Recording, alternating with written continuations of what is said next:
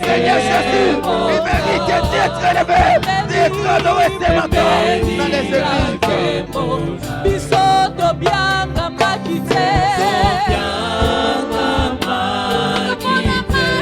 Papa, tu es Dieu.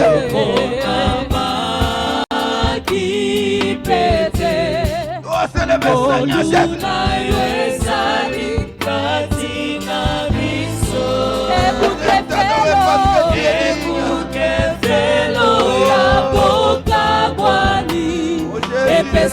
Biso eponga pembeni ankembo onani azalo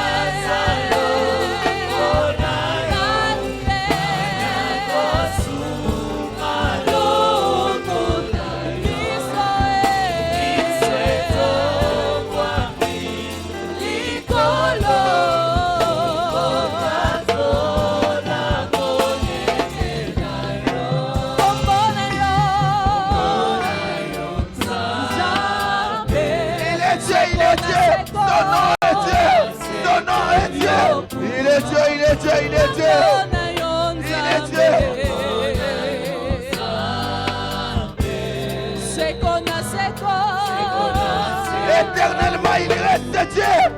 Pour toujours, il reste Dieu.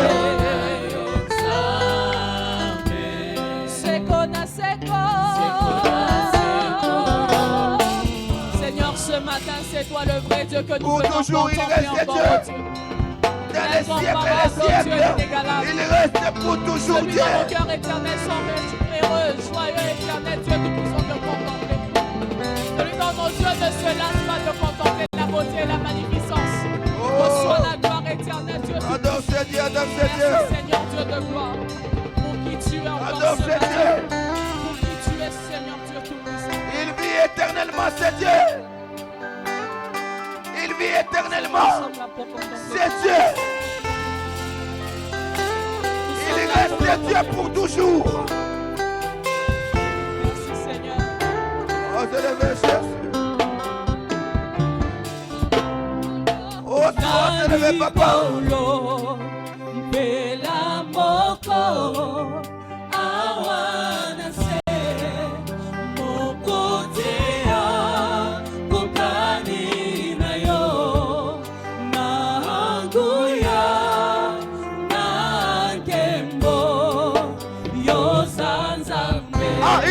Il est Dieu.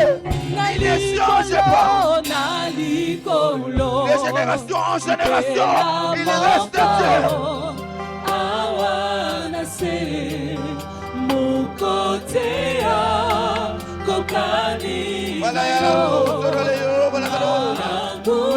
Il mérite d'être adoré, c'est Dieu.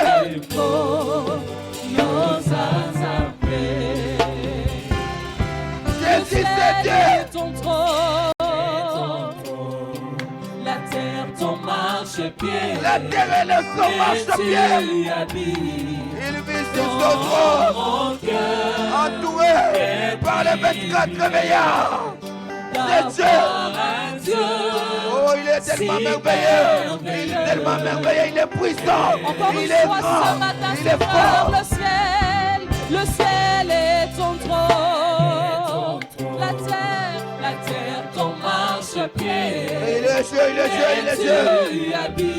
Il est Dieu, c'est Dieu. Dans mon cœur, quel prix.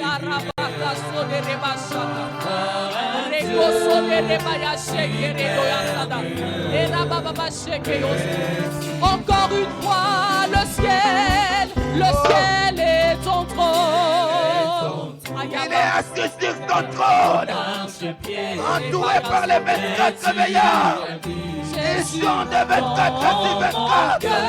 C'est Dieu. Ah Jésus, nous sommes là pour toi ce matin. Seigneur, c'est pour toi que nous sommes là.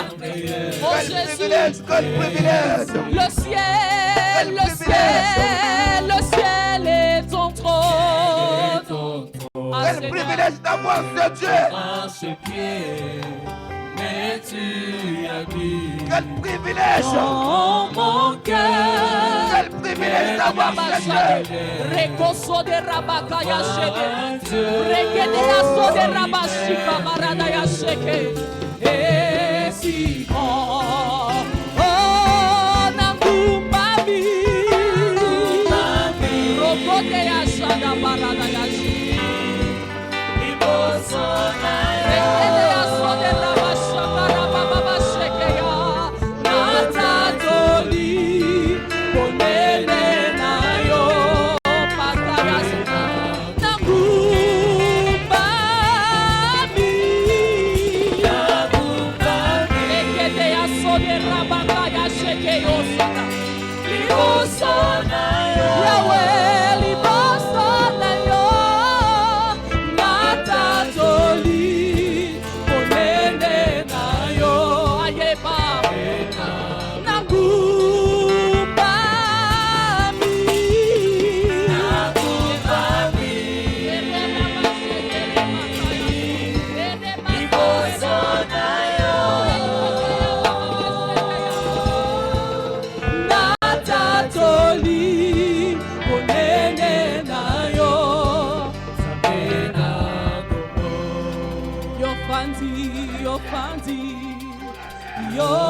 Yofandina Kitina yo Yabo konti Pampaka tuku Nibalena mine Bako yeba Mo santu Le ciel Yofandina Kitina yo Yabo konti Pampaka tuku Nibalena mine Bako yeba Mo santu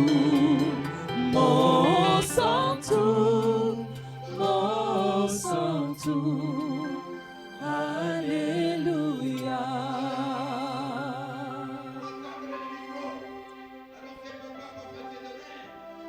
Il va élever sa voix et adorer son Dieu.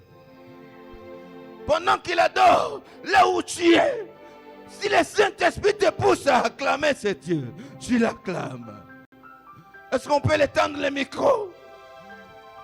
Pendant qu'il adore, si le Saint-Esprit te pousse à faire des cris de joie, tu peux le faire pour la gloire de notre Dieu. Au nom de Jésus. Tendre Père, notre Dieu, notre roi, ce matin, Seigneur Jésus, nous sommes réunis ici comme un seul homme, ô Père, pour t'élever, pour te louer, pour t'exalter, Seigneur Jésus. Nul n'est comparable à toi, ô Dieu, parce que tu es Seigneur. Yahweh, nul n'est comparable à toi, Seigneur Jésus, parce que tu es Elohim. Nul n'est comparable à toi, ô Père. Toi, tu règnes, ô Dieu de gloire, partout, Seigneur. Tu règnes, ô notre Dieu, au-dessus des maladies. Tu règnes, ô Père éternel Dieu, dans les épreuves. Tu règnes, ô Père, dans la joie. Tu règnes, ô Yahweh, notre Dieu, dans nos vies. Seigneur, notre Dieu, Tu as été couronné. Tu as payé un prix pour nous, Seigneur Jésus. Tu es monté à la croix, Seigneur Jésus, juste pour nous racheter, ô Père. Yahweh notre Dieu, tu as accepté d'être humilié, Seigneur Jésus. Même de mourir, ô Père éternel, Dieu pour nous. Seigneur Jésus, par-dessus tout, tu as reçu un nom qui est au-dessus de tous les noms. Le nom auquel tout genou fléchit. Le nom auquel tout genou fléchit. Seigneur Jésus, tu as reçu ce nom, ô Père éternel Dieu. Nul n'est comparable à toi, ô Père. Et toute langue confesse que tu es Seigneur. Merci, tendre Père notre Dieu. Nous te louons, Seigneur Jésus, malgré tout. Nous te louons, ô Père éternel Dieu, parce que tu mérites l'honneur, la gloire, la puissance, ô Dieu. Merci, tendre Père notre Dieu. Merci, Papa, pour tout, parce que tu es notre force. Quand nous sommes faibles, c'est toi qui nous donnes la force. Quand on nous rejette, Seigneur Jésus, toi tu viens, tu nous sélectionnes, ô Père éternel Dieu. Seigneur, merci. Merci, Papa, parce que tu nous connais bien, ô Père.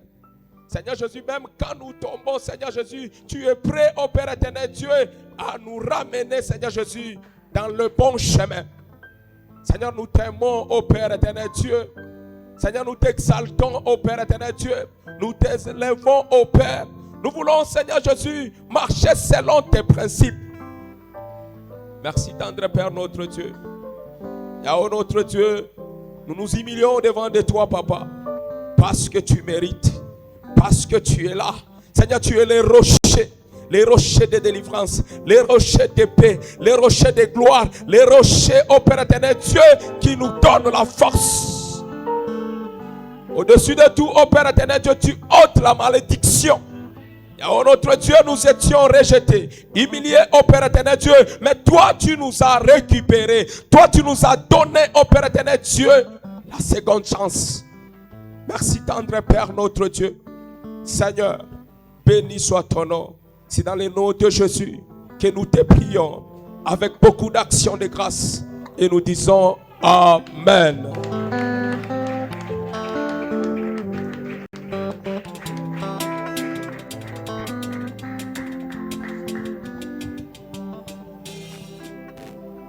Nous rendons grâce à l'Éternel. Il est bon, il est fidèle. Merci à Dieu qui t'a poussé pour que tu viennes ce matin adorer ensemble avec nous, louer ensemble avec nous. La parole nous dit qu'il y a un temps pour tout, un temps pour toutes choses. Nous avons commencé notre culte avec des actions de grâce. Après, c'était la louange. Ensuite, l'adoration. Maintenant, c'est le moment de la parole. Que le Seigneur te touche pendant ce moment de la parole, qu'il te parle personnellement et que la parole de ce matin puisse te transformer, puisse changer quelque chose, puisse te révolutionner.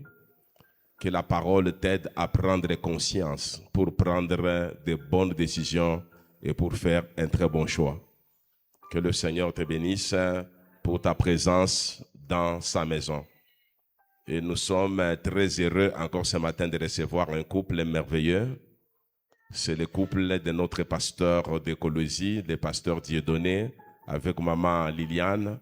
Nous allons les accueillir, nous allons les prier de se tenir debout et nous acclamons très fort le Seigneur. Karibu sana, nous vous aimons bien et bon séjour à Lubumbashi. Merci, nous te saluons toi aussi. Si tu es venu adorer ensemble avec nous pour la toute première fois, nawe tunasema karibu sana dans la maison du Seigneur. Mungu akubariki sana. Et nous allons commencer par la lecture de la parole de Dieu avant de découvrir le message du jour. Genèse chapitre 2, c'est la suite de la pensée de Dieu. Je disais, c'est la suite du message du Seigneur de la semaine dernière. Nous sommes dans les livres du commencement. Nous sommes dans Genèse chapitre 2. Nous allons lire 2 versets, ou 3 versets même. mais c'est le verset surtout 24 qui nous intéresse. Nous commençons par le verset 23 dans le nom précieux de Jésus. Et l'homme dit, voici cette fois celle qui est os de mes os et la chair de ma chair. On l'appellera femme, parce qu'elle a été prise de l'homme. C'est pourquoi l'homme quittera son père et sa mère et s'attachera à sa femme, et ils deviendront une seule chair. L'homme et sa femme étaient tous de nus, et ils n'en avaient point honte. Parole du Seigneur.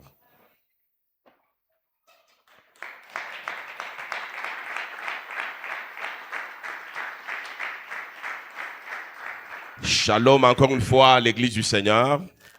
Que mon Dieu vous bénisse. Tu peux souhaiter bon appétit à ton voisin, à ta voisine, à ton frère, à ta soeur. Que mon Dieu vous bénisse. Le dimanche passé, nous avons parlé du verbe quitter dans ces 4 dimensions. Pourquoi nous parlons de ce verbe, nous avons parlé du verbe quitter, c'est parce que nous sommes en train de courir derrière le couronnement dans le domaine du mariage. Notre thème principal est intitulé « Le prix à payer pour ton couronnement ». Et notre sous-thème que nous avons développé les dimanches passés, il est intitulé « Le prix à payer pour ton couronnement dans le mariage », dans le domaine du mariage. Et le premier prix, c'est le verbe quitter. Nous avons exploité les 4 dimensions du verbe quitter.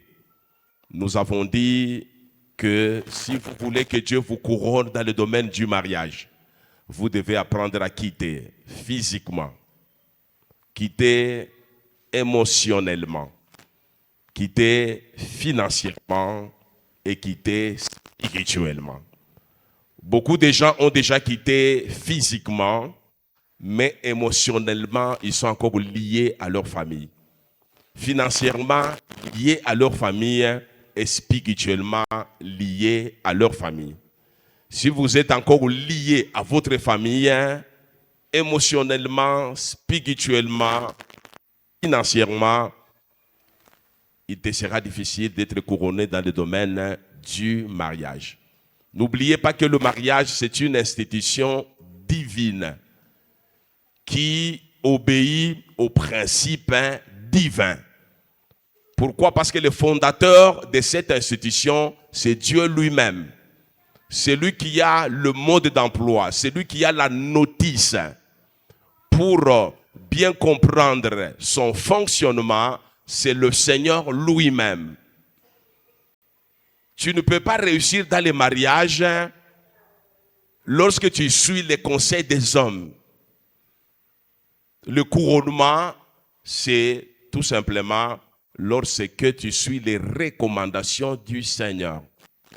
Dans le Genèse, le Seigneur nous a donné une recommandation formelle.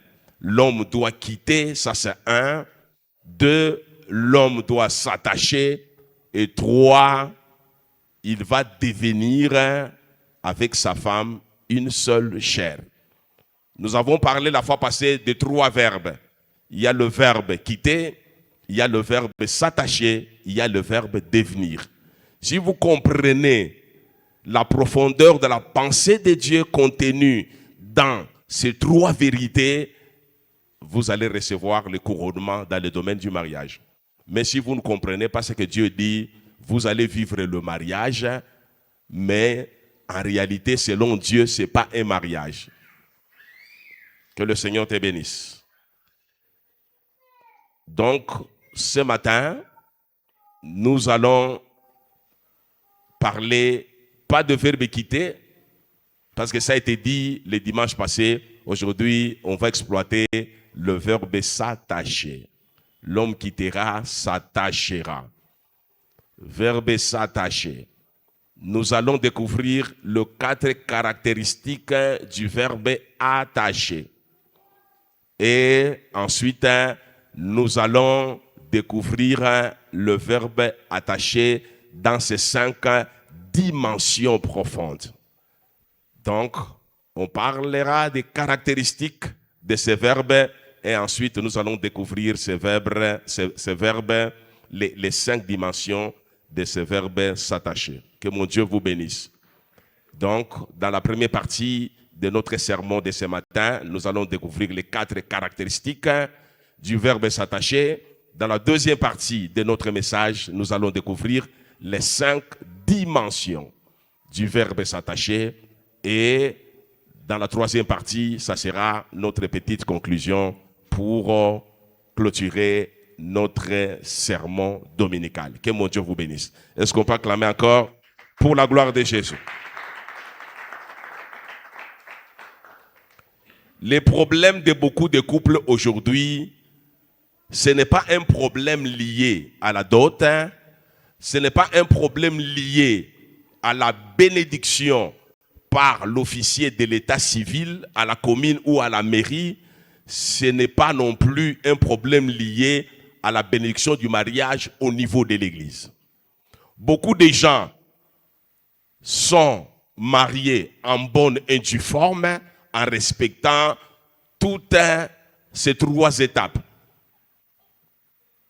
L'homme a payé normalement la dot. L'homme s'est soumis aux exigences de l'État et l'homme et la femme se sont soumis aux exigences de Dieu. Mais le grand problème, c'est marcher conformément à la volonté de Dieu. Payer la dot, oui, mais si vous payez la dot et que vous n'avez pas de révélation sur les recommandations de Dieu en matière du mariage, vous ne serez pas couronné. Allez à la commune, recevoir la bénédiction de l'officier de l'état civil sans connaître les exigences de Dieu en matière du mariage, ça ne veut rien dire. Là, vous avez la sécurité sur le plan juridique. Le jour où l'un des conjoints meurt, vous connaissez les conditions qui sont exigées par les codes de la famille. Vous risquez de vous protéger. Mais cela n'a rien à voir avec la couronne que Dieu te réserve dans le cadre du mariage. Tu peux passer par l'église, demander à l'homme de Dieu de bénir ton mariage, mais si tu ne comprends pas ce que Dieu dit en matière du mariage, cette cérémonie, c'est une simple cérémonie. Ça ne veut rien dire. Alléluia. Donc tu reçois la bénédiction au niveau de l'église, ok, mais tu dois aussi connaître les exigences du mariage, les recommandations que le Seigneur a données dans le cadre du mariage. Si tu ignores ces choses-là, tu risques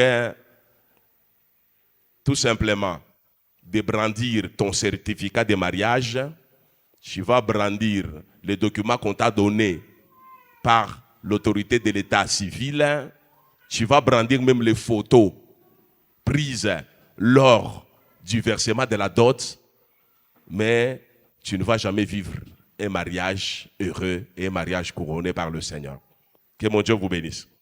Voilà pourquoi ce matin, le Seigneur veut bien que notre mariage puisse recevoir un couronnement. Et pour que ton mariage reçoive le couronnement, le verbe quitter n'est pas suffisant. À ce verbe, il faut ajouter un autre verbe que nous allons exploiter ce matin. C'est le verbe s'attacher. Tu as quitté, ok, que mon Dieu te bénisse abondamment. Mais tu dois quitter pour t'attacher à quelqu'un. Quitter sans t'attacher à quelqu'un, il n'y a pas de couronnement. Et aujourd'hui, nous allons découvrir en profondeur les 4 caractéristiques du verbe s'attacher. Avant de découvrir, souffrez d'abord que je puisse vous donner la signification de ces mots-là. Le mot s'attacher, en hébreu, signifie dabak. Comme ça se prononce, D-A-B-A-Q. Dabak.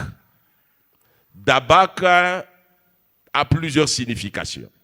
Le premier ou la première signification du mot s'attacher ou dabak, ça signifie coller. Alléluia. L'homme quittera, il sera collé à sa femme. C'est la première signification. C'est le verbe coller. Donc lorsque tu quittes, tu dois être collé. Deuxième signification, c'est cramponner. Tu quittes pour se cramponner. Nous allons expliquer ça. Troisième signification, c'est adhérer. Tu quittes pour adhérer. Coller, cramponner, adhérer. 4. Poursuivre avec ténacité. Poursuivre avec ténacité. Donc, s'attacher, c'est poursuivre avec ténacité. Donc, c'est 4 choses. Ou c'est 4 significations. C'est ce que je vais exploiter comme 4 caractéristiques du verbe s'attacher. C'est-à-dire, le verbe s'attacher, c'est coller, c'est cramponner, c'est adhérer et se poursuivre avec efficacité. Que mon Dieu vous bénisse abondamment. Que mon Dieu vous bénisse abondamment.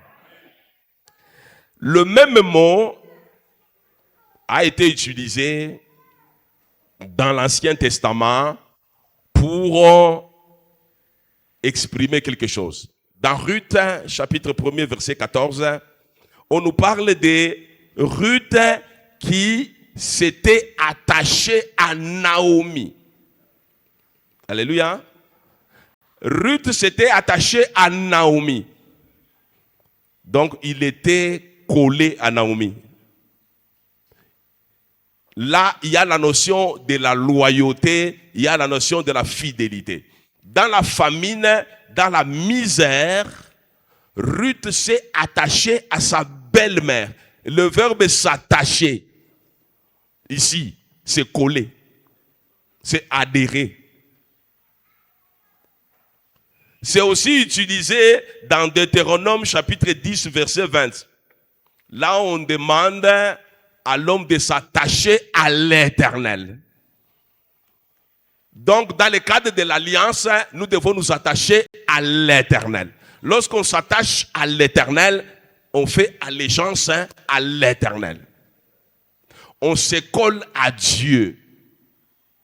N'oubliez pas que le mariage est calqué sur le modèle de la relation qui existe entre l'Église et le Christ. Voilà pourquoi on demande à l'homme d'aimer sa femme comme Christ aime l'Église. Donc le mariage, c'est une alliance. Ma relation avec Christ, c'est aussi une alliance. Lorsqu'on me demande de m'attacher à Christ, de me coller à Christ, d'adhérer à la vision de Christ, c'est une alliance qui est calquée sur l'alliance du mariage. Que mon Dieu vous bénisse. Il y a aussi un homme de Dieu qui s'était attaché à l'Éternel, c'est Ézéchias. Là, vous allez découvrir dans 2 Rois 18, 6, là on dit d'Ézéchias qui s'était attaché aussi à l'Éternel. Il était aussi collé à Dieu parce qu'il était en alliance avec le Seigneur. Là, nous allons maintenant découvrir rapidement les 4 caractéristiques du verbe s'attacher. Première caractéristique, c'est coller. Coller. Alléluia. Pour faciliter ce verbe-là, coller, l'homme doit d'abord quitter. Quelqu'un qui n'a pas encore quitté, il lui est impossible de s'attacher. Quitter, ça veut dire quoi? Prenons l'exemple de 2 planches. Si vous voulez que 2 planches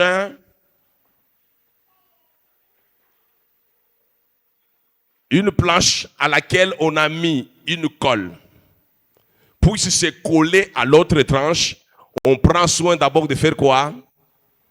De raboter cette planche-là, on met la colle, lorsqu'on va coller, c'est à ce moment-là que les 2 planches vont s'unir, vont se coller réellement. Et le fait de raboter la planche pour qu'on mette la colle, pour que ça tienne, Ça s'appelle d'abord quitter. Donc tu ne peux pas quitter. Si tu n'as pas quitté, il te sera difficile d'être collé à ta femme, d'être collé à ton mari. Donc, si vous voulez réellement vivre le verbe s'attacher, si vous voulez vous coller à votre partenaire, commencez d'abord par quitter. Mungu akubariki sana. Donc, le verbe coller est lié à la proximité physique. C'est faire le choix d'être ensemble. Faire le choix d'être ensemble. La proximité physique. On ne se marie pas pour vivre séparés. On se marie pour vivre ensemble. Vivre ensemble, c'est habiter la même maison. Vivre ensemble, c'est dormir ensemble sur le même lit. Pas de chambres différentes. Aujourd'hui, nous voyons, parce qu'il y a une certaine circonstance, vous voyez l'homme dans sa chambre, la femme aussi dans sa chambre. Non, vous pouvez le faire peut-être pour vaquer à la prière. Lorsque vous voulez prier, là, vous pouvez peut-être aller dans une autre chambre pour ne pas déranger. Une fois que vous avez fini, vous dormez dans la même chambre. Vous dormez sur le même lit. À moins qu'il y ait des motifs valables pour vous séparer. Donc, le verbe coller, c'est ça. C'est lié à la proximité. Même maison, même chambre, même lit. Que le Seigneur vous bénisse. Vous allez vérifier si c'est comme ça chez vous. Pas de vie séparée. Pas de vie séparée. Pas de chambre séparée. Coller. C'est ainsi que coller, vous verrez un mari qui est collé à sa femme. Une femme qui est collée à son mari. Même église. Même foi chrétienne. Tu ne verras jamais l'homme a voyagé, sa femme n'a pas voyagé. Lorsque l'homme voyage, la femme aussi voyage. Ils voyagent ensemble. Parce que c'est collé, c'est la proximité. Alléluia. Ce n'est pas synonyme, j'ai fait ma vie, j'ai vu ma vie. Non. C'est synonyme, nous faisons ensemble notre vie. Là où il y a le verbe coller, vous verrez, tant que papa n'est pas encore là, maman aussi ne mange pas. Maman peut manger un peu, mais lorsque papa vient, on va manger ensemble. Là, il y a le verbe coller. Alléluia. Aujourd'hui, vous voyez même dans les jeunes couples, papa n'est pas encore là, maman chakula na jiba na kujiba, papa doit manger seul. C'est pas normal. Mange un peu, lorsque papa va venir, tu vas encore manger ensemble avec papa. Alléluia. Oui, c'est ça, verbe coller, c'est la proximité. Vous partagez la même salle de bain. Verbe coller, proximité physique. Il en est de même aussi, surtout ici chez nous, au Katanga, il y a un problème de mining. Vous verrez, le mari travaille à Kolwezi, la femme est à Lubumbashi. Alléluia. Ce n'est pas s'attacher ça. Alléluia. Que personne ne sépare ce que Dieu a uni. Vous avez quitté, vous vous êtes attaché. Si votre mari travaille à Kolwezi, habite aussi Kolwezi. Alléluia. Si votre mari travaille à Kipushi, va habiter aussi à Kipushi. C'est ça. C'est la proximité. Vous devez être ensemble. Autrement dit, le mari va commencer à dormir seul, il va commencer à manger seul. Il va rester seul. Là, c'est déjà un problème. Voilà pourquoi je vous ai dit, si vous voulez que votre mariage soit couronné, vous devez lire la notice de Dieu. La notice de Dieu, c'est la parole de Dieu. Qu'est-ce que la parole de Dieu dit en matière du mariage? Il y a un autre phénomène. C'est le phénomène des enfants qui commencent à séparer les parents. Les enfants sont à l'étranger. Maman préfère aller vivre à l'étranger avec les enfants. Il laisse papa au pays. C'est une bêtise, ça. Alléluia. C'est une bêtise. Comment papa peut rester seul à l'étranger? Toi, tu es avec les enfants. Qui avait quitté? Ce sont tes enfants qui ont quitté ou bien c'est toi qui avais quitté pour s'attacher à ton mari?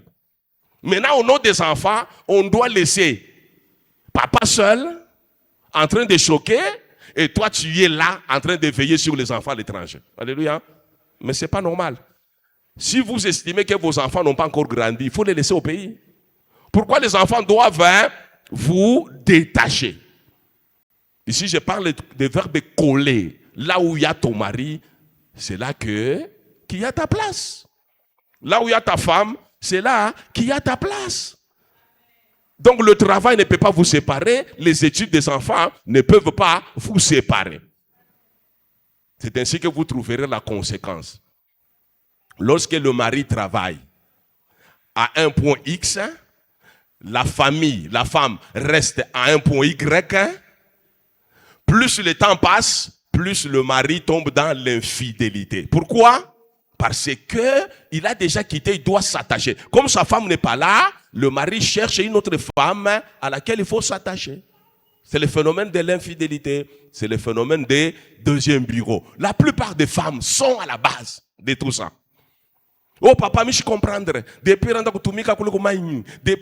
tout ça, infidèle. Mais c'est tout à fait normal qu'ils soient infidèles. Donc vous avez violé le verbe coller. Donc lorsque nous résolvons les problèmes, nous comprenons qu'il y a des bêtises qu'on a fait au niveau du couple, mais comme les gens ne comprennent pas les Écritures, ils viennent se plaindre pour rejeter la responsabilité à l'autre. Oh papa, c'est lui qui est infidèle. Oui. Pourquoi il est infidèle? C'est parce que vous n'avez pas respecté le verbe s'attacher dans sa première caractéristique. Donc s'attacher, c'est se coller l'un à l'autre. Si vous refusez de vous coller, il y a quelqu'un d'autre qui va se coller à l'un des conjoints. Et lorsque quelqu'un d'autre va se coller là-bas, c'est de votre faute, ce n'est pas de la faute du Seigneur. Que mon Dieu vous bénisse. Topique comme icono pour la gloire de Jésus.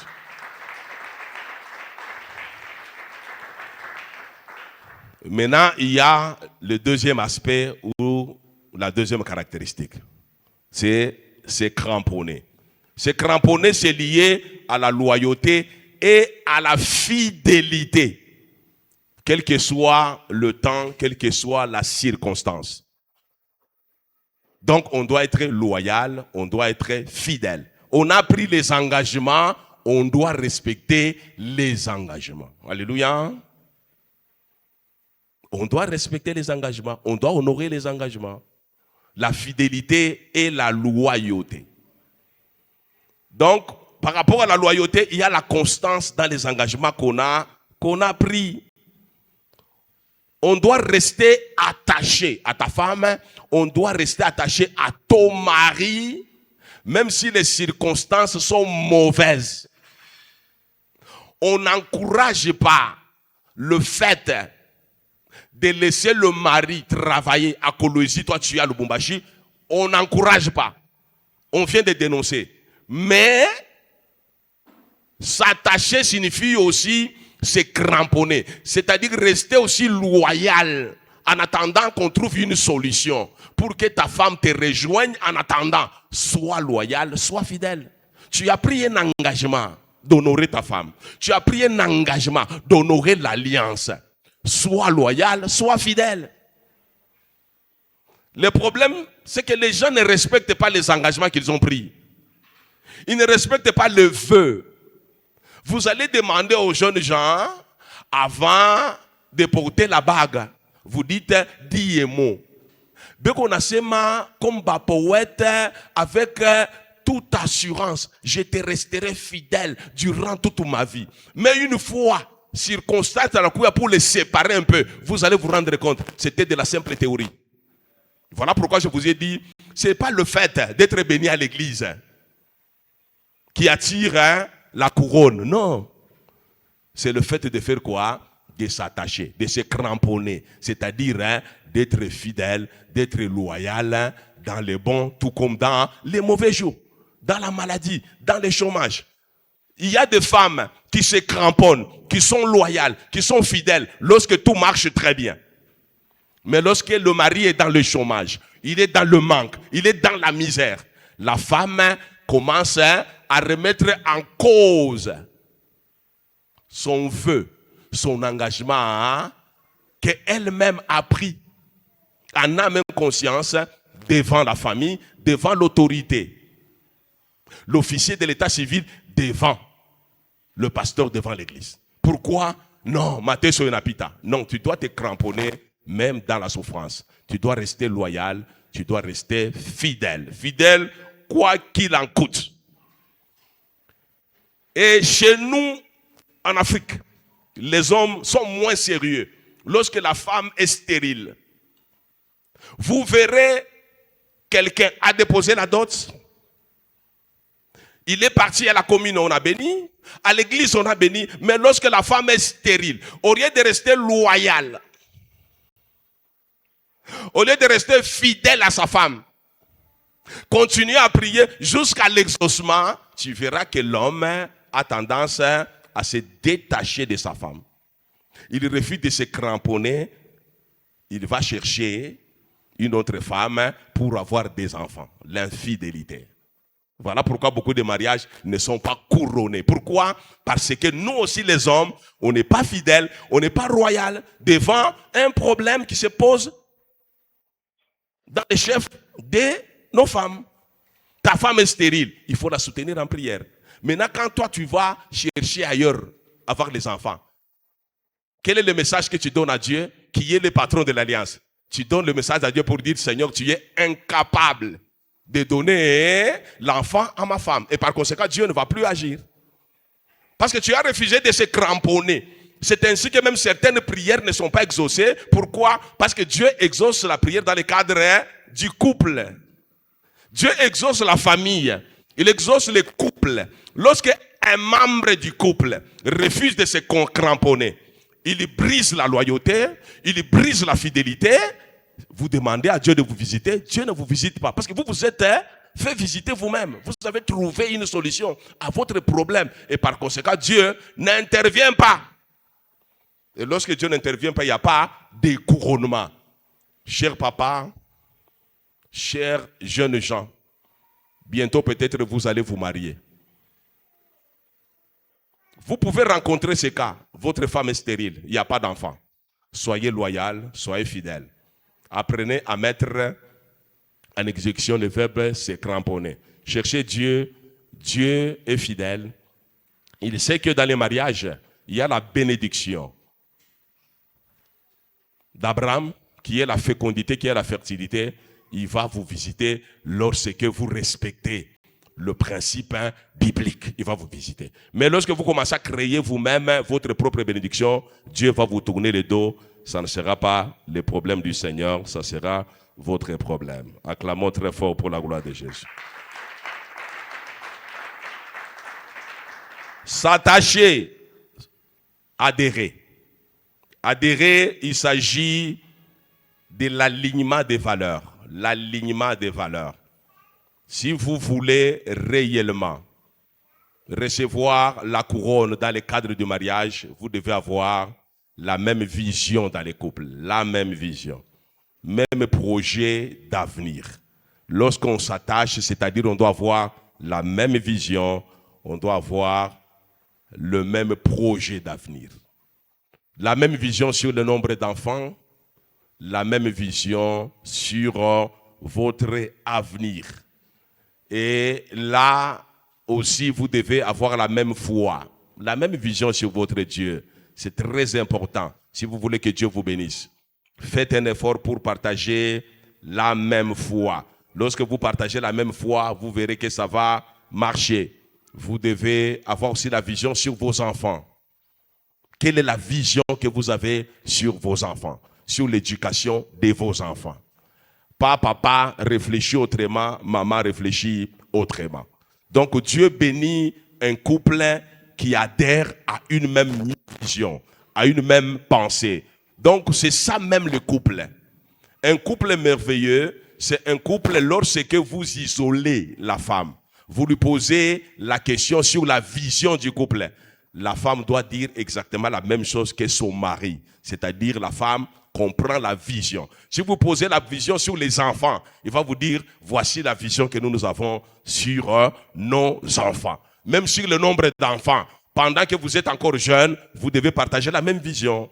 Pas la femme vous dit, moi j'aime avoir 10 enfants. L'homme vous dit, non, moi tout au plus, c'est 4 enfants. Donc, apprenez à harmoniser. C'est ça, adhérer à une même vision. Sinon, la femme va commencer à vous déranger. Ah, pourquoi 4? On ne passe pas comme tout le monde. On ne passe pas comme tout le monde. Non. L'enfant, c'est une charge. J'ai toujours dit que l'enfant, c'est un investissement. Ça demande beaucoup d'argent, beaucoup d'énergie, beaucoup de soins apportés aux enfants. Vous devez avoir la même vision en fonction de votre moyen. On ne peut pas parler de la même vision sans parler. La notion de la naissance désirable, ça veut dire quoi? Je peux avoir beaucoup d'enfants lorsque j'ai beaucoup de moyens pour entretenir ces enfants. C'est ça la notion de la naissance désirable. Si j'ai beaucoup de moyens, je peux me permettre d'avoir 6 enfants, 10 enfants, parce que j'ai beaucoup de moyens pour les entretenir, pour les nourrir, pour bien les loger, pour bien les scolariser. Lorsque je n'ai pas assez de moyens et que je continue à mettre au monde beaucoup d'enfants, c'est un désordre. Alléluia. C'est un désordre, parce que l'enfant, c'est un couple, c'est une charge. Il faut donner la chance aux enfants de vivre une vie meilleure. Les enfants ne nous adressent jamais des demandes de naissance. C'est nous-mêmes qui les fabriquons. Alors, lorsque vous prenez soin, vous-même, de fabriquer un enfant, vous devez être très intelligent et sage. Avoir une vision sur l'éducation de ces enfants-là. Une vision sur la croissance des enfants.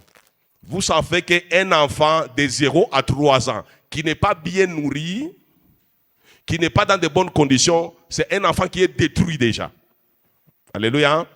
Ce que vous appelez l'intelligence là, l'intelligence des enfants, c'est entre 0 et 3 ans. Si l'enfant est bien nourri pendant ce moment-là, bien choyé pendant ce moment-là, psychologiquement, il évolue dans de très bonnes conditions.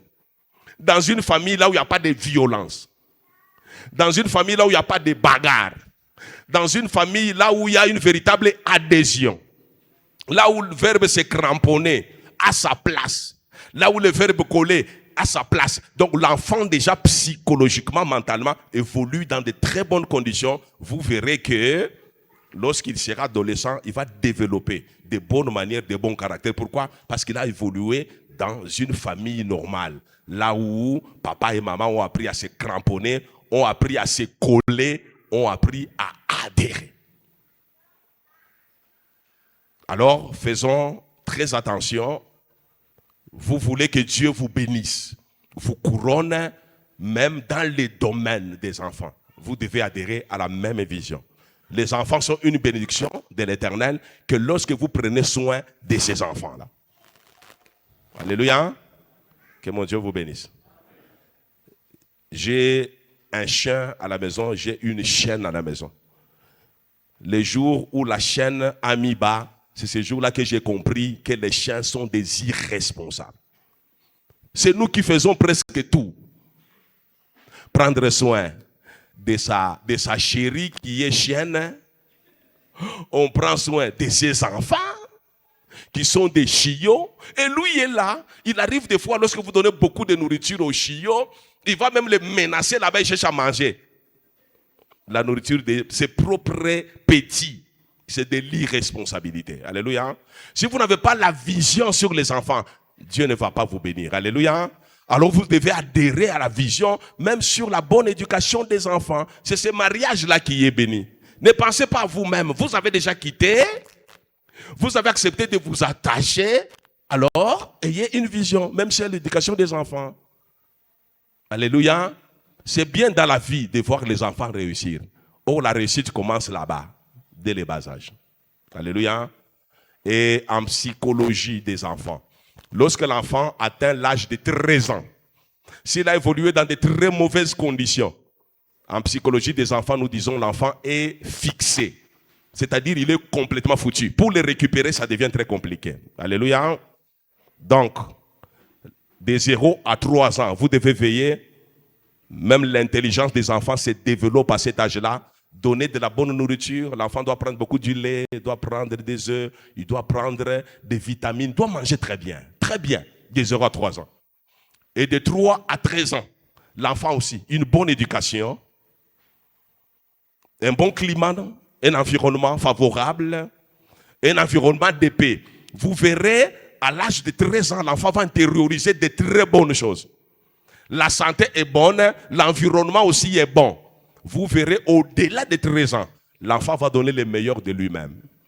Alléluia. Sinon, si vous avez gâté aussi des choses entre 3 et 13 ans, l'enfant est fixé. C'est-à-dire, si il a vécu l'impolitesse de sa maman ou la tétitesse de son papa, au-delà de 3 ans, c'est ce qu'il va reproduire. Alléluia. Parce qu'à un certain moment, l'enfant, on lui dit, ça ne fait pas. Il refuse de le faire. Ça ne fait pas, il ne le fera pas. Mais, à un certain moment, lorsque vous dites à l'enfant, ça ne fait pas, l'enfant ne va pas obéir. Pourquoi? L'enfant commence à imiter ce que papa fait, ce que maman fait. Si vous dites à un certain âge à l'enfant que il ne faut pas taper ton frère, mais il voit papa taper la maman, il va toujours taper. Pourquoi? C'est comme ça.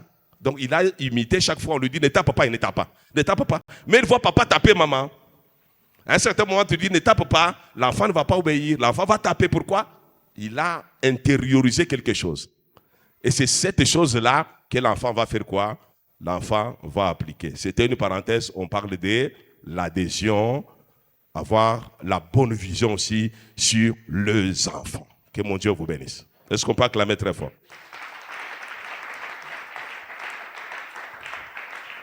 Troisième caractéristique, c'est poursuivre. Poursuivre. Avec ténacité. Donc, vous vous êtes collé, vous avez accepté de vous coller. La proximité physique. Vous avez accepté de vous cramponner, loyauté et fidélité, même dans la misère, dans les malheurs. Vous avez accepté de vous adhérer, l'adhésion. Vous partagez la même vision dans tous les domaines. Et ces 3 éléments-là, vous devez les consolider maintenant. Alléluia. Consolider ces 3 éléments. Lorsque vous consolidez ces 3 éléments, c'est ce que j'appelle poursuivre avec ténacité. C'est que vous avez commencé. J'ai déjà quitté, je dois continuer à quitter.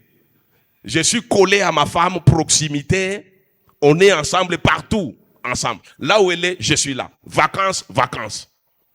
Repos, repos. On doit manger, on mange ensemble.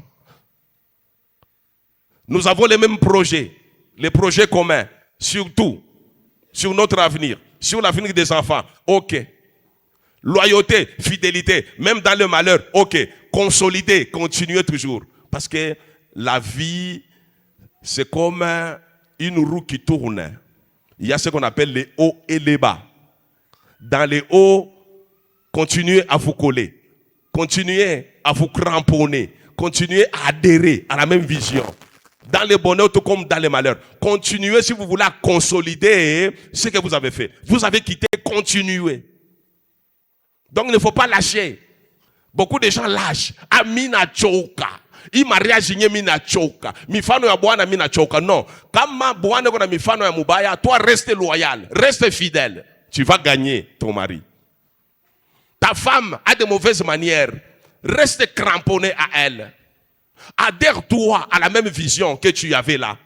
Donc tu l'aimais parce que tu avais une vision ensemble avec elle. Elle commence à dévier par rapport à cette vision. Toi, continue avec ténacité, ne lâche pas. Dis-lui que je tiens encore à toi. Je suis encore loyal, je suis fidèle à toi. Malgré ce que tu m'as fait, moi je continue à t'aimer. Je reste collé à toi. C'est toi que j'ai choisi. C'est ça qui va sécuriser la femme. Tu verras que même si elle a été influencée négativement, la femme va faire quoi?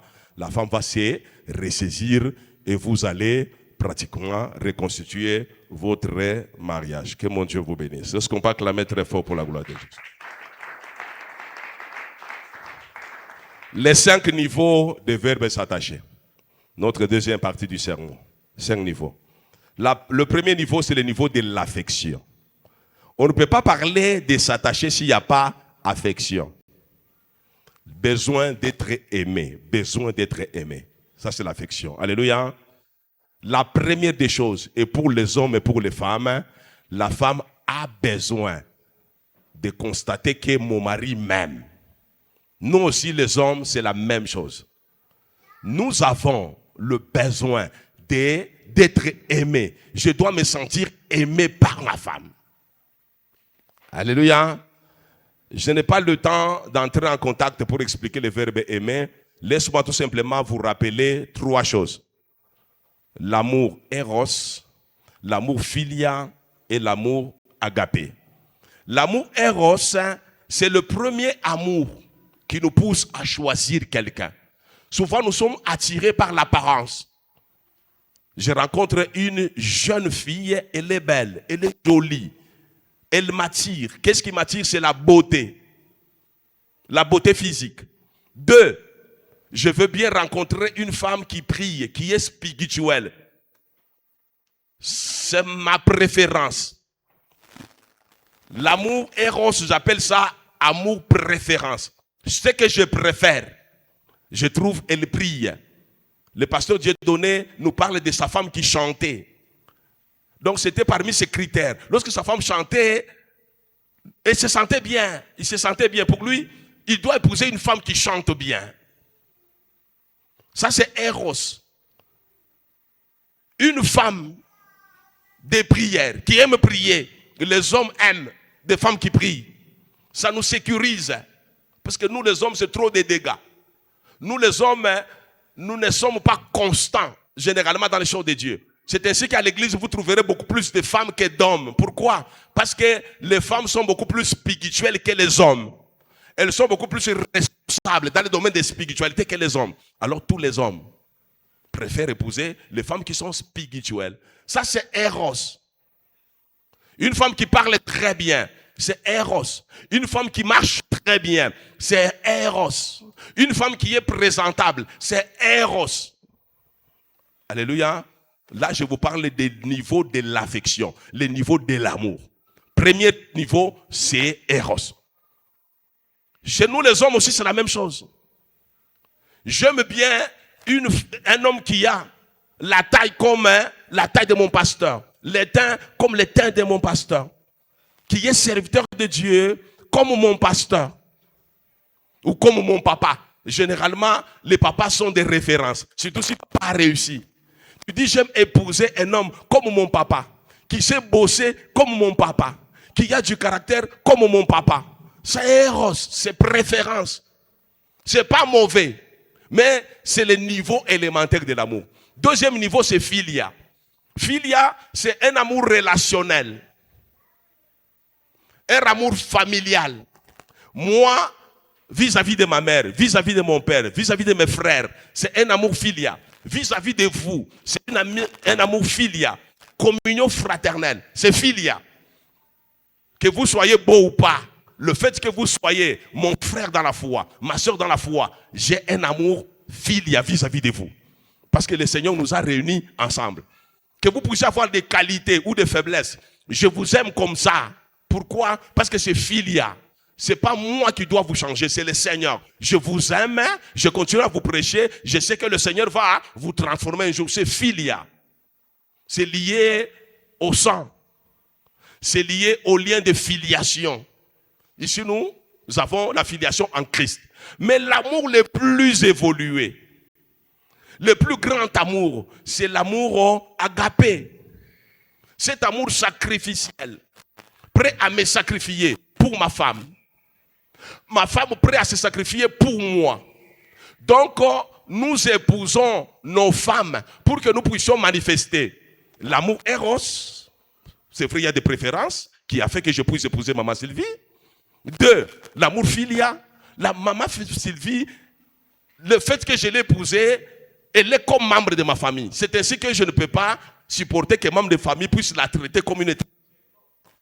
Elle est directement dans ma famille. De la même manière que j'approuve les membres de famille, de la même manière, je la considère comme quelqu'un de ma famille. Mais le plus grand amour vis-à-vis d'elle, c'est le sacrifice que je fais pour elle. C'est cet amour-là qui crée l'attachement. Est-ce qu'on a compris? Tu peux dire tu es belle, tu es jolie, tu marches très bien, mais si ta femme, ton mari, ne fournit pas des efforts, ne se sacrifie pas pour la survie de sa femme, à ce moment-là, il n'y a pas un grand amour. C'est-à-dire, c'est toi qui es à la base de briser. Le verbe est s'attacher. La femme s'attache à quelqu'un, quelles que soient ses faiblesses, que lorsque la femme voit que cette personne est prête à se sacrifier pour moi. Moi, pour ma femme, j'étais prêt à me sacrifier devant ma famille pour la protéger. Elle le sait. Je n'acceptais jamais que ma famille touche. Là, ça ne marche pas. Même si tu es mon père, non. Je dois protéger. Même mes enfants. Je suis un grand protecteur de mes enfants. Je protège. Tu veux atteindre mes enfants, il faut d'abord m'atteindre moi. Tu veux atteindre ma femme, il faut m'atteindre moi. Je protège. Je suis possessif et je suis protégé. Cet amour-là qui protège, prêt à te sacrifier devant la famille qui cherche à atteindre ta femme, atteindre tes enfants, tu es prêt à te sacrifier. Tu deviens comme bouclier pour protéger. Lorsque la femme voit, c'est à ce moment-là. La femme va faire quoi? La femme va s'attacher. Alléluia. Que mon Dieu vous bénisse. Mais je ne fais pas quoi mon retard. Alléluia. Je vous dis que j'ai des problèmes. Lorsque les gens viennent se plaindre. Papa, ça ne marche pas, le couple, ça ne marche pas, ça ne marche pas. Oui, ça ne peut pas marcher. Tu ne te sacrifies jamais pour ta femme. Alléluia. Un homme normal, ta femme est hospitalisée. On cherche l'argent pour soigner ta femme. Tu as un téléphone de $1000. Au lieu de vendre ce téléphone pour sauver ta femme, toi tu vas chercher le crédit, que quelqu'un te donne le crédit. Quand la situation va s'empirer, tu vas dire, je n'avais pas l'argent. Tu es irresponsable, tu ne sais pas te sacrifier pour sauver une vie. Si je dois vendre mon terrain que j'avais acheté pour sauver ma femme, je dois vendre le terrain, je dois sauver ma femme. Si je dois vendre les téléviseurs là, 80% pour sauver ma femme, je vais revendre ça pour sauver ma femme. C'est ça l'amour sacrificiel. Une femme qui voit des choses comme ça, elle dit, où bon, tu pries à cause de sacrifier. Même les choses précieuses que nous avons achetées pour me sauver. Alléluia. J'ai une voiture. Ma femme est sérieusement malade. On me demande $10,000. Moi, c'est comme ça, n'a pas $10,000 pour que Boana, Bibiako, un de mon étranger, qui va te donner $10,000? Personne, non? Je préférerais vendre ma voiture, prendre ces $10,000, envoyer ma femme à l'étranger pour les soins. Quand la femme va apprendre que mon mari a vendu la voiture pour me faire soigner, mais c'est ça qui attire la femme pour qu'elle puisse s'attacher à toi. Venir embêter les gens, papa, cette femme n'est pas attachée à moi, tout ça, ce sont des bêtises.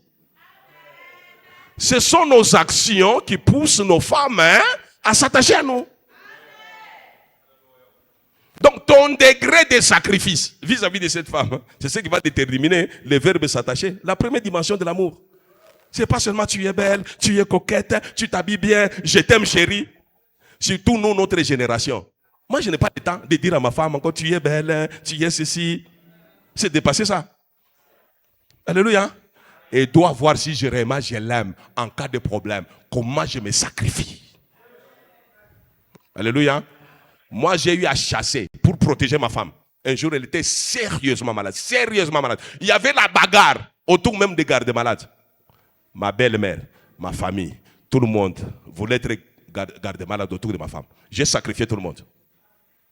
J'ai protégé ma femme. J'ai appelé maman pasteur. J'ai dit l'unique qui doit s'occuper. Parce que ma femme ne pouvait même pas bouger.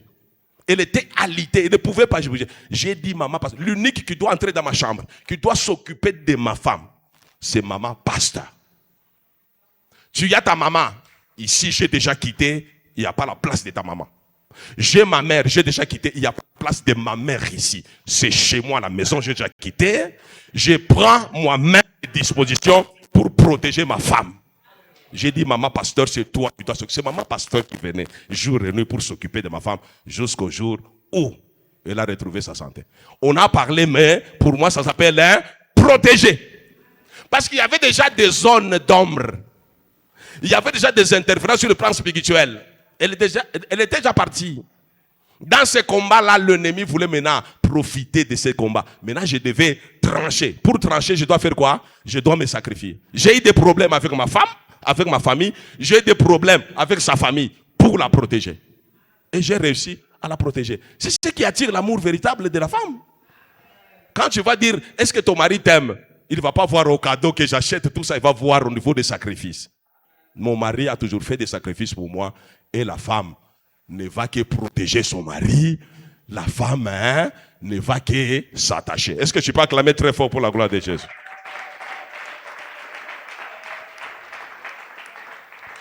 Munga Gobariki Sana. Je crois que ça va beaucoup plus vous aider. Surtout les jeunes, vous qui n'êtes pas encore mariés, ça va beaucoup plus vous aider. Vous allez commencer très bien les mariages. Les couples qui sont là, c'est une façon de rectifier les tirs. Dire, oh je t'aime, on t'a bien coiffé, oh tu marches bien, tout ça. C'est le niveau élémentaire, c'est Eros.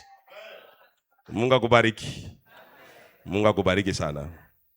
Le niveau de l'honneur, besoin d'être reconnu dans sa juste valeur.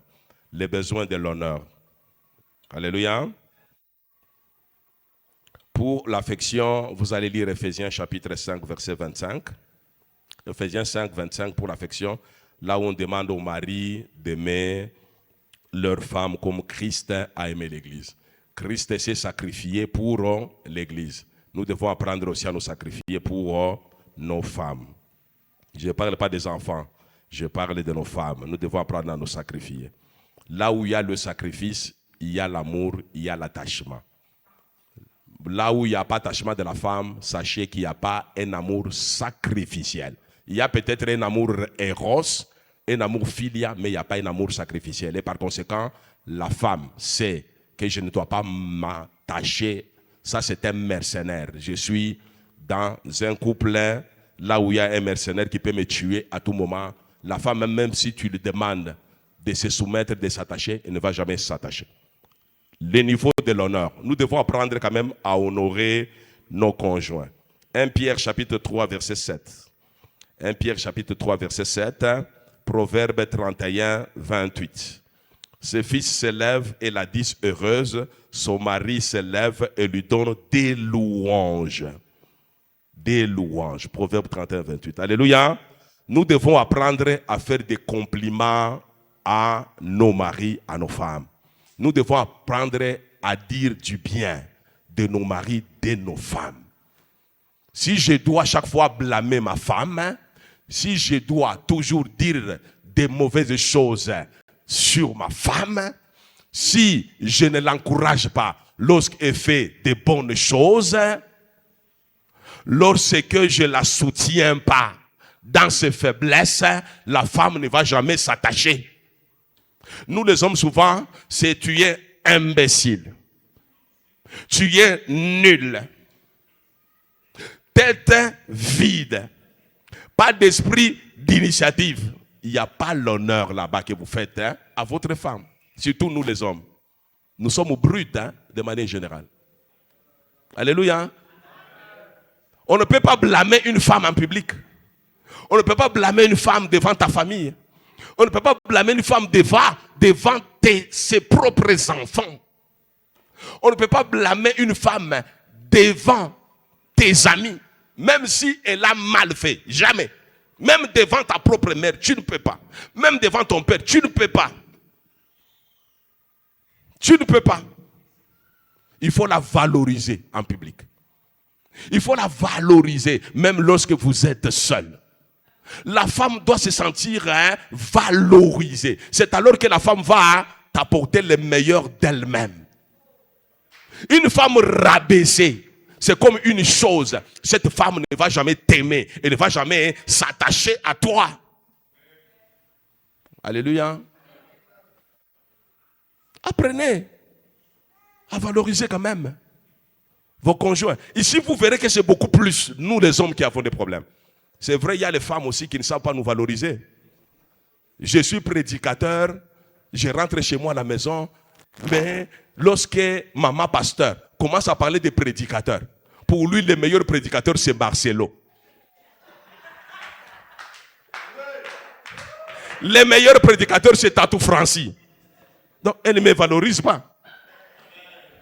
Alléluia. Elle ne me valorise pas. Comment le meilleur prédicateur peut être Marcelo? Comment le meilleur prédicateur peut être Tatou Francis? Le meilleur prédicateur pour elle, c'est moi. Là, je vais me sentir valorisé. Et je vais m'attacher. Alléluia. Oui, il faut valoriser même vos maris. On a besoin de ça aussi. Oh, les pasteurs qui s'habillent bien, c'est tel pasteur. Ah non, moi j'aime comment il s'habille. Ah, donc tu n'aimes pas comment moi je m'habille. Alléluia. Si je ne m'habille pas bien, fais tout pour me valoriser, pour que je change mon look. C'est ce que tu dois faire. Alléluia. Même nous les hommes, on doit valoriser nos femmes. Elles doivent s'habiller très bien en public. Une femme qui s'habille de manière désordonnée, tu ne l'honores pas en public. Il n'y a pas un amour sacrificiel. Tu ne dépenses pas l'argent pour elle. Tu ne fais pas de sacrifices pour qu'elle puisse paraître comme une femme de quelqu'un en public. Donc quelque part, tu ne la valorises pas. Tu ne la valorises pas. C'est une femme qui est toujours frustrée. Alléluia. Elle est insoumise. Elle a une tête de dire, elle ne m'écoute pas. Messieurs, elle ne m'écoute pas parce que tu ne la valorises pas.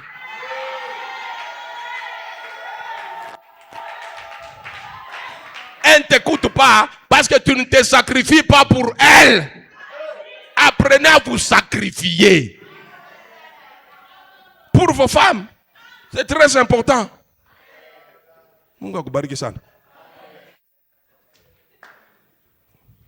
Maman, Mungo mbariki na moi. Apprenez aussi à valoriser vos maris. Lorsqu'il y a quelque chose de bien qui passe là-bas, achète quand même pour ton mari. Moi, je ne connais pas les marchés là où on achète les chaussettes. Je ne connais pas. Tout ce que j'ai comme chaussettes, c'est ma femme qui achète. Je ne connais pas le magasin là où on achète les sous-vêtements. Slip cinglé. Je ne connais pas. Tout ce que j'ai, c'est ma femme. Même pour déclasser, c'est elle qui commence à déclasser. Il dit ça, je déclasse. Ça, je déclasse. Ça, je déclasse. Elle remplace. Donc, il y a de l'amour sacrificiel pour son mari. Il y a aussi le fait de valoriser son mari. À ce moment-là, je dois m'attacher. Ça vient naturellement. Ça vient naturellement. Alléluia. Maintenant, on est-ce que toi, tu peux jouer le rôle qu'elle est en train de jouer? Alléluia. Tu peux jouer le rôle qu'elle est en train de jouer. Donc, dans tous les deux cas, je te valorise, tu me valorises aussi. Je me sacrifie, tu te sacrifies aussi. C'est ça, s'attacher. Aina mambo, oh minakuya, bukari bunya buna pre, ni unakuya, bukari bunya wabuna bwa moto. Atokupika bukari bwa moto, pourquoi? Pourquoi? Tu ne mérites pas bukari bwa moto. Acclamons très fort pour la voix de Jésus. Acclamons très fort.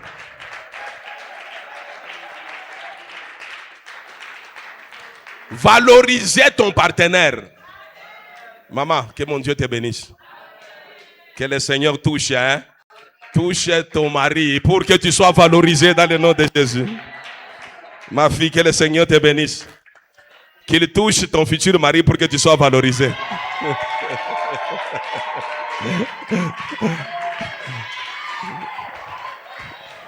Alléluia. Bwana tuma costume, tuma cravate. Unangaria bibi. Donc la femme doit refléter ton niveau. Même en matière d'habillement. Tu t'habilles bien, ta femme doit s'habiller bien. Chère maman, si vous vous habillez bien, vos maris aussi doivent, c'est ça les valoriser.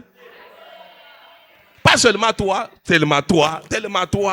Oh, Ishima, ya bibi, ya shima, ya bwana ne bibi.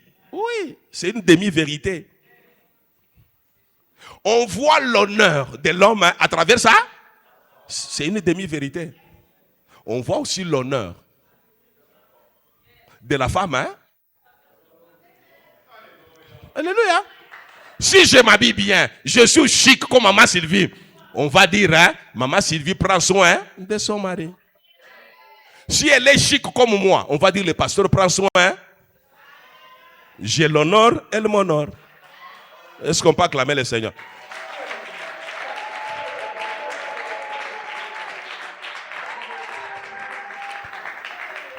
Mungu akubariki sana. Troisième niveau, la communication. La communication dans les couples. La communication. besoin d'être compris dans les couples, la communication. Il y a des maris, lorsqu'il y a un problème, les maris ne savent pas communiquer. Il y a aussi des mamans, lorsqu'il y a un problème, les mamans ne savent pas communiquer dans les couples. Alléluia. Donc, lorsqu'il y a un problème dans les couples, le verbe s'attacher vous demande de savoir communiquer.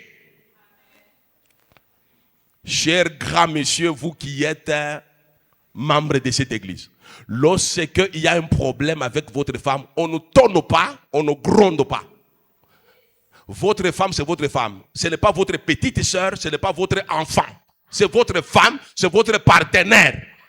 On ne tonne pas, on ne crie pas, on ne tape pas sur la table. On doit l'honorer et on doit savoir communiquer. Soit posé, soit serein, soit calme. C'est ton semblable, c'est ton vis-à-vis. Tu dois apprendre à parler avec douceur, avec maîtrise de soi. Si tu n'as pas la maîtrise de soi, pendant le marathon de prière, demande à Dieu de te donner la maîtrise de soi. Si tu es colérique, demande à Dieu de briser ta colère. Si tu es impulsif, demande à Dieu de briser ça. Devant ta femme, on doit être calme et posé, on doit savoir communiquer de manière à se faire entendre. Qu'est-ce que je revendique? Qu'est-ce que je revendique? Ma femme entasse des chaussettes, des chaussettes, des chaussettes. À un certain moment, il y a des mauvaises odeurs, surtout pour les jeunes couples là. Ma chaussette, elle a fait comme on y voit pour toucher ma odeur. Ça, c'est dépassé ça. Lorsque vous changez une paire de chaussures, vous devez changer aussi une paire de chaussettes. Pour chaque chaussure, sa paire de chaussettes. Lorsque la chaussette commence à sentir des odeurs, chaussette n'a quand même un coup toboka. C'est pas bon. C'est le signe de la sorcellerie dans la maison. Oui, la saleté, les mauvaises odeurs, c'est le symbole de la sorcellerie dans la maison. Maintenant, lorsque je constate que ma femme, pour nettoyer les chaussettes là qui commencent même à sentir, ça fait un problème. Je dois l'approcher. Bonjour chérie, bonjour. Comment ça va? Vous avez oublié de faire quelque chose, hein? Vous ne sentez pas de mauvaises odeurs dans la maison? Il dit, mauvaises odeurs. Je ne sens pas. Je dis, vérifie là-bas. Il va vérifier les chaussettes. Je dis, chérie, je t'aime bien. Mais ça, chez moi, ça ne passe pas. Hein? Fais-moi plaisir. Hein? Si vous pouvez quand même arranger ça. Alléluia. Hein? On doit savoir communiquer. Alléluia. La communication aussi. La femme n'est pas une domestique. La femme n'est pas ta bonne. Qui porte les chaussettes? Qui a de mauvaises odeurs au niveau des chaussettes? Est-ce que tu ne peux pas communiquer en silence en prenant les chaussettes et tu laves? Mais c'est une communication. Alléluia. C'est une communication. Prends toi-même les chaussettes là. Tu commences à laver. C'est une communication en silence. Autrement dit, tu dis à la femme, on ne laisse pas ça comme ça. On doit nettoyer. C'est aussi une forme de communication. Ce n'est pas seulement parler. Moi, lorsque je me réveille, première des choses dans la chambre, c'est le lit. C'est le lit. Moi, je n'aime pas voir les lits en désordre. Tu n'arranges pas les lits. Tu as encore autre préoccupation. Tu vas trouver que j'ai déjà rangé le lit. C'est une communication en silence. On ne doit pas se battre pour ça. Pourquoi se battre pour ça? Ce sont mes exigences dans la chambre à coucher. Mes exigences. Quand je me réveille, et se réveille aussi, le lit. Même maintenant, nous sommes à l'église. Pas autant de mbele kukanisa. Non, non, les lits. Alléluia. Si elle n'est pas apte de faire ce que moi j'aime faire, la communication c'est quoi? J'arrange le lit. Je sais arranger bien les lits. Je sais. Je le fais même très bien. Très bien. Makele na fanini, il n'échappe pas. Mais c'est une communication. La communication, c'est pas seulement se battre. Oh, toi, je t'ai toujours dit, il faut arranger les lits. Pourquoi tu n'arranges pas? Pourquoi? Non, non. Ça, c'est une mauvaise communication. C'est une mauvaise communication. Alléluia. Il y a ce qu'on appelle le langage de communication. On peut communiquer à travers les signes, à travers les gestes que nous sommes en train de poser. Lorsqu'il va comprendre qu'il n'aime pas ça, prochainement, il va faire quoi? Il va faire ça. Moi, le courant ne peut pas me surprendre. Je dois comment arranger la veste les jours du culte la veille. Non. Non, je connais les caprices de la telle. Lorsqu'il y a du courant, cette veste, c'est moi-même qui l'ai arrangée hier. Et la chemise, j'ai arrangé. Le courant vient, je dis, c'est courant ici, ça risque de me surprendre. J'ai choisi moi-même. J'ai repassé moi-même. J'ai mis. Le matin, j'ai porté. Est-ce que c'est écrit ici que c'est moi qui ai repassé? Ce n'est pas la fierté de maman Sylvie. Ce n'est pas une communication. C'est-à-dire, lorsqu'il y a le courant, repasse. Le courant peut partir. Moi, je ne peux pas me présenter avec les habits froissés. Ce n'est pas une façon de t'honorer en public. Fais-le. Mais c'est une façon de communiquer. Prochainement, lorsqu'il y a du courant, il va faire quoi? Que toujours de dire, wow, Shikiake, toi tu n'as pas de tête. Chaque fois, tu ne sais pas que le courant peut partir. Tu ne sais pas. C'est quoi ça? C'est quoi ça? C'est quoi ça? Moi, je connais que le courant chez nous, il y a des moments où ça part à 5 heures du matin. Comme je me réveille toujours tôt, à 5 heures moins le quart, je sais que le courant va partir. Nous avons les chauffe-bains. Au lieu qu'on puisse encore allumer les mbaboula là-bas, tout ça, pour moi-même, j'ai fait la provision d'eau chaude. Je me réveille, j'ai fait la provision. Et pour Victoire, et pour ma femme, et pour moi-même, je mets. Lorsque le courant, paf, tout le monde va se réveiller, tout le monde va trouver de l'eau chaude. C'est une communication. Alléluia. Il faut prendre mon amouché. Oh, va, tu sais qu'aujourd'hui le courant va partir à 5 h du matin. Réveillez-vous. C'est quoi ça? C'est quoi ça? C'est votre esclave. Hein? Vous l'avez épousé pour ça? Alléluia. Acclamons pour la gloire de Jésus. Les niveaux de protection. Nous allons nous arrêter par là. Les niveaux de protection. Au lieu de 5 dimensions, on s'arrête à 4 dimensions. Les niveaux de protection. Lorsque l'amour est là, l'amour sacrificiel, tu sais, t'es sacrifié pour ta femme. Lorsque tu sais honorer ta femme, lorsque tu sais communiquer, il y a ce qu'on appelle les besoins d'être en sécurité. La femme se sent en sécurité, l'homme se sent en sécurité. À ce moment-là, l'homme s'attache, la femme s'attache. Alléluia. Lorsque l'homme ou la femme voit cet amour sacrificiel, lorsqu'il y a l'honneur, on sait honorer quelqu'un. Et en public, devant la famille, devant les amis. Et toi, lorsque vous savez communiquer, vous n'êtes pas brutal dans la manière de communiquer, vous communiquez très bien. La femme se sent en sécurité. L'homme se sent en sécurité. À ce moment-là, il va s'attacher, elle va s'attacher. Là où il y a l'amour, il y a la sécurité. La femme va se sentir en sécurité, va dire, je m'attache. Là où la femme est honorée, la femme se sent en sécurité, dit, la femme va s'attacher. Il n'y aura jamais de divorce. Là où on sait communiquer, la femme va dire, ça c'est un homme qui sait vraiment communiquer. Au lieu toujours de gronder, de taper, de crier sur moi, il sait toujours me rappeler que je dois faire ça à travers les gestes. La femme se sent en sécurité, la femme va faire quoi? Va s'attacher. Apprenons à exprimer ses besoins de sécurité vis-à-vis de nos conjoints pour que nos conjoints fassent tout pour s'attacher. Lorsque ces besoins-là, les trois-là, tu ne sais pas communiquer.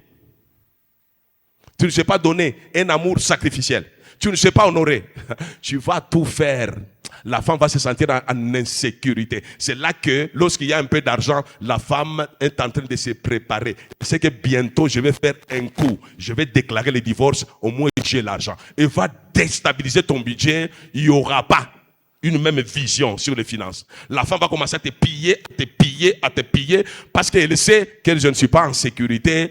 Je finirai par quitter ce mariage. Elle va détruire tous tes projets. Elle ne va jamais se prosterner pour crier devant Dieu, pour que Dieu te bénisse. Pourquoi? Parce que tu es un mari mauvais, qui mérite même la mort prématurée. Sous d'autres cieux, lorsque tu as les moyens, des femmes comme ça sont prêtes à empoisonner leur mari pour se débarrasser d'un élément géant. gênant. Pourquoi? Parce qu'il n'y a pas de sécurité. Vous avez besoin d'être couronné cette année dans le domaine des mariages. Apprenez à quitter. Lorsque vous avez appris à quitter, apprenez à vous attacher. Nous avons parlé du verbe coller. Nous avons parlé du verbe se cramponner. Nous avons parlé du verbe adhérer. Et nous avons parlé de la poursuite pour essayer de consolider ces trois premières choses. Et dans la deuxième partie, nous avons parlé des besoins d'être aimés. Apprenons à aimer de manière sacrificielle. Nous avons parlé tout à l'heure là de la communication. Apprenez à bien communiquer dans les couples. Et nous avons parlé d'honorer. Apprenez à honorer vos conjoints, vos partenaires. Et vous verrez que tout le monde sera sécurisé. Et tout le monde qui est sécurisé va donner le meilleur de lui-même. Et Dieu qui voit un couple qui remplit ces conditions va demander à l'ange de descendre pour vous donner votre couronne. Que mon Dieu bénisse sa parole.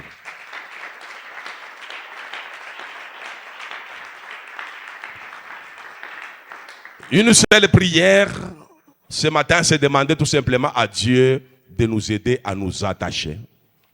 Beaucoup de gens ne sont pas collés. Beaucoup de gens ont refusé de se cramponner. Il n'y a pas la fidélité, il n'y a pas la loyauté.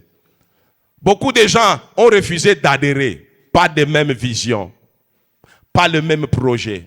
Le mari réfléchit à sa manière, la femme aussi réfléchit à sa manière. Pas la grande vision pour les enfants. Pas une vision sur l'avenir. Chacun regarde dans sa direction. Vous allez dire, Seigneur, tunachoka ile bintu utusaidie que tu dois attacher l'un l'autre pour que couronne yako ishuke mubukweri yetu. Prions tous dans le nom puissant de Jésus. Merci Seigneur, merci pour ce message de couronnement. Seigneur, tu nous as révélé encore le prix à payer pour être couronné dans le domaine du mariage. Seigneur, merci, tu nous as parlé de l'amour véritable que nous devons produire en tant que mari afin de nous attacher.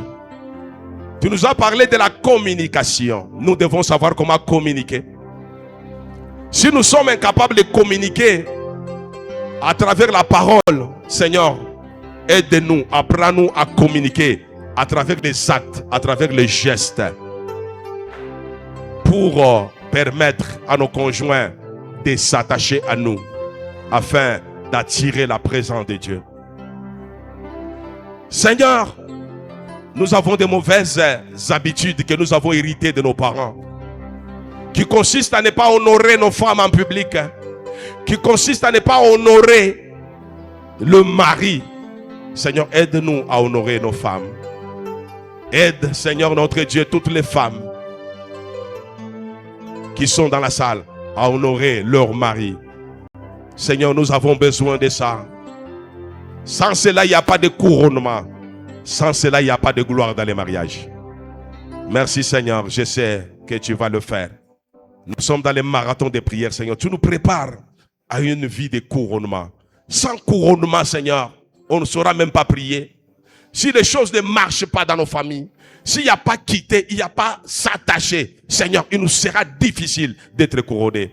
Merci Seigneur pour ce message du couronnement dans le cadre de la famille.